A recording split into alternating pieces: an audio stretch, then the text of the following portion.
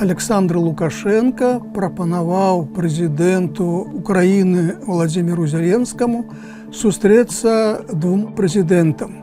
У выніку адбылася сустрэча Владзіміра Зеленскага з Святланай Ціханаўскай. Але пачнем з тэлефанавання прэзідэнта Францыі Эммануэля Макрона Александру Лукашенку. Гэты званок быў нечаканы, бо не так часта заходнія палітыкі тэлефануюць Александру Лукашенку. Можам згадаць, што ў 2021 годзе тэлефанавала Ангела Меркель, канцлер Нямецчыны. У 2022 годзе ў пачатку вайны 2 разы тэлефанаваў той жа Макрон Лукашенку, а мінулым годам тэлефанаваў прэзідэнт США Дональд Трамп. Што насамрэч азначае тэлефонны званок Макрона Лукашенку? Дыпламатычны жэст ці пачатак новай палітыкі захаду адносна Беларусі? Досвед ранейшых тэлефанаванняў заходніх палітыкаў Александра Лукашэнкі сведчыць пра тое, што гэта тэлефанаванне ў крызісны момант. Меркель тэлефанавала Лукашэнку на піку мігранцкага крызісу. Макрон 2 разы ў пачатку 2022 года тэлефанаваў Лукашэнку, каб папярэдзіць яго не ўключацца ў паўнавартасную вайну Расіі супраць Украіны. Ну а цяпер, гледзячы па ўсім, таксама прэзідэнт Францыі разглядае сітуацыю як крызісную. І гэта можна лічыць пэўным поспехам украінскай дыпламатыі. Справа ў тым, што перад тым, як званіць Лукашэнку, Макрон размаўляў з Зеленскім. І Зеленскі, можна меркаваць, упэўніў, пераканаў Макрона, што з тэрыторыі Беларусі рыхтуецца некі новы вайсковы наступ і трэба папярэдзіць гэта. І калі глядзець на тое, як гэтую сітуацыю каментавала France Press, французскае агенцтва, гаворка падчас гэтых перамоваў ішла пра тое, што Макрон папярэдзіў Лукашенка, каб ніякім разам з тэрыторыі Беларусі не было ніякіх правакацый, ніякага сілавога ціску, бо калі гэта здарыцца, то Лукашенка, Беларусь чакаюць вельмі непрыемныя наступствы.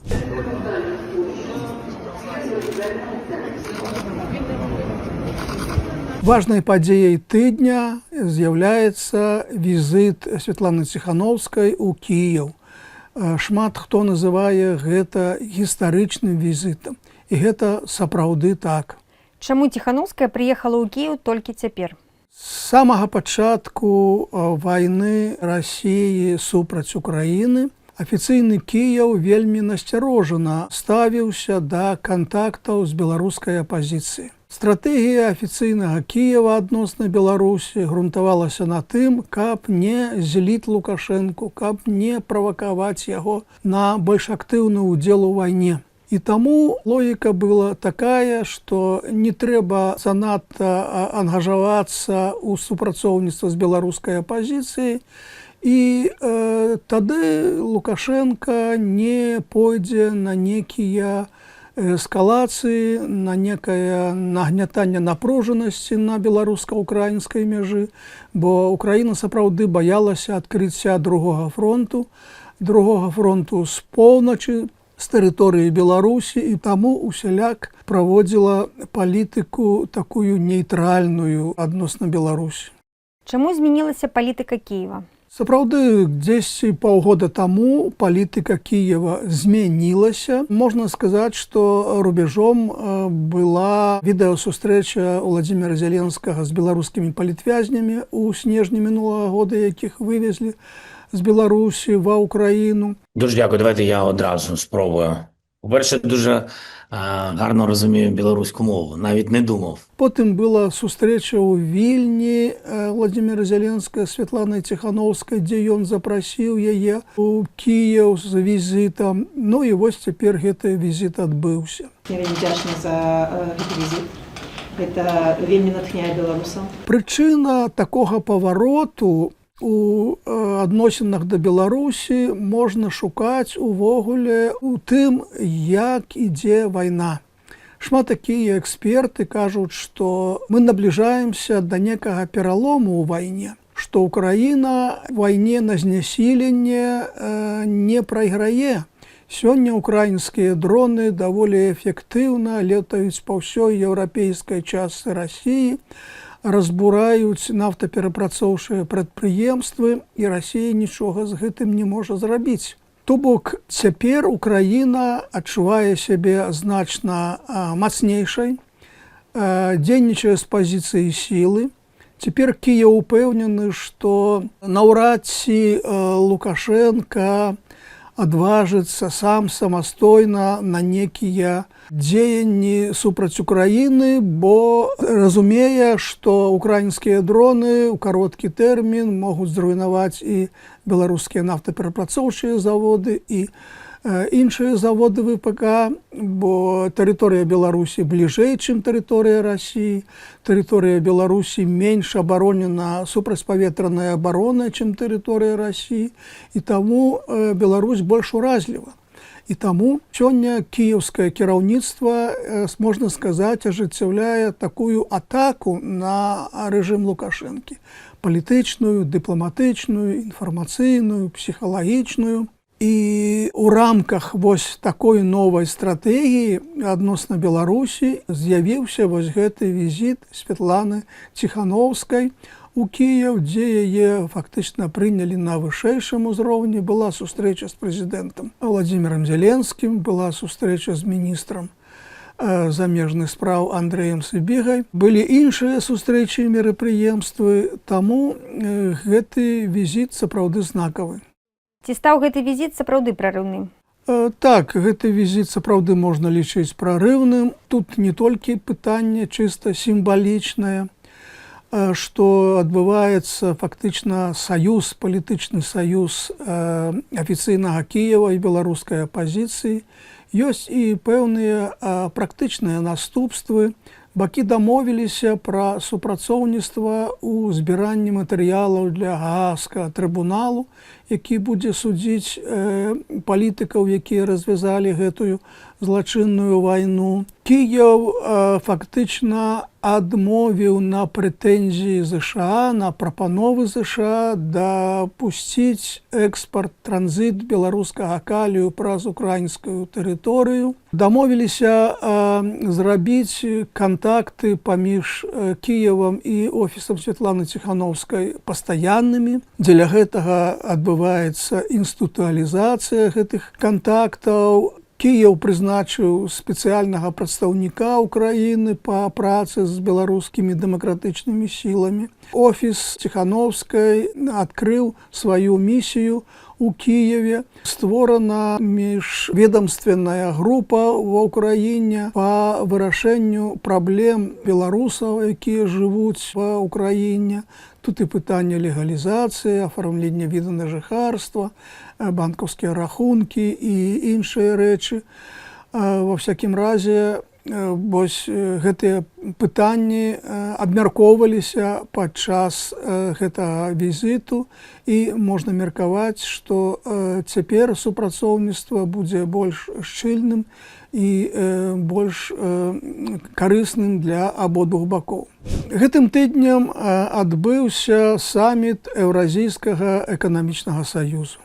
Звычайнае мерапрыемства з такімі руціннымі бюракратычным парадкам дня. Нічога цікавага там не было. Абмяркоўвалі, як выкарыстоўваць штучны інтэлект. Я по своей первой профессии учитель. Понятие искусственный интеллект уже более 70 лет. И в Беларуси системная работа над данной темой идет с середины 60-х годов, еще со времен создания Института технической кибернетики в Минске. Расійскія медыі уже іранічна пракаментавалі, ну так, вось, да, маўляў, радзіма штучнага інтэлекту Беларусь, хто б нават мог сумнявацца. Вось. Ну, а астатнія пытанні, яны, можа быць, не вельмі цікавыя. Тады навошта такая арганізацыя? Інтэграцыйныя працэсы, якія цяпер адбываюцца на постсавецкай прасторы і в эканамічным плане, і абаронным плане, у значнай ступені ёсць даніна лаяльнасці постсавецкіх краін Расіі. То бок і існаванне Еўразійскага эканамічнага саюзу і існаванне ваенна-палітычнага саюзу АДКБ гэта дэманстрацыя таго, што краіны чальцы гэтай арганізацыі лаяльна ставяцца да Расіі. Ну і наадварот, тыя краіны, якія дыстанцыююцца ад Расіі, выходзяць з гэтых аб'яднанняў ці, магчыма, толькі пачынаюць гэты працэс. На саміт ужо не першы раз не прыехаў прэзідэнт Арменіі. Пра што гэта кажа? Так, сапраўды пазіцыя Арменіі даволі цікавая. Арменія дыстанцыюецца ад Расіі і аб'явіла аб пачатку інтэграцыі з Еўрасаюзам. Арменія аб'явіла аб тым, што яна замаражвае сваё сяброўства ў АДКБ. Што тычыцца Еўразійскага эканамічнага саюзу, то тут няма гаворкі пра замарозку. Тым не менш, Пашынян, прэм'ер-міністр Арменіі, ужо другі год запар не наведвае саміт гэтага Еўразійскага эканамічнага саюзу. Мінулым годам гэта тлумачылася тым, што саміт праходзіў у Менску, пасколькі Беларусь была старшынёй, а у Пашыняна з Лукашэнкам, у Ерэвана з афіцыйным Менскам даволі дрэнныя адносіны. Ну, найперш з-за таго, што Лукашенко сябруе з Азербайджанам, краінай, з якой у Арменіі востры канфлікт. Таму Пашынян не прыехаў у Менск. І вось цяпер новы саміт у Астане, сталіцы Казахстана. Пашынян зноў не прыехаў, тлумачыў гэта тым, што ў Арменіі цяпер ідуць парламенцкія выбары. І, маўляў, я заняты, мне трэба ўдзельнічаць у гэтай выбарчай кампаніі. Ну, скажем так, падстава, можна спрачацца з гэтым, ці сапраўды гэта так. Магчыма, якраз візіт у Астану мог бы і павялічыць шансы Пашыняна, але ён лічыць, што ягоны электарат менавіта арыентаваны не на Расію, а хутчэй на Еўропу. І таму ягоная адсутнасць на саміце гэта можа самая цікавая, самая заўважная рэч, якая адбылася на гэтым мерапрыемстве.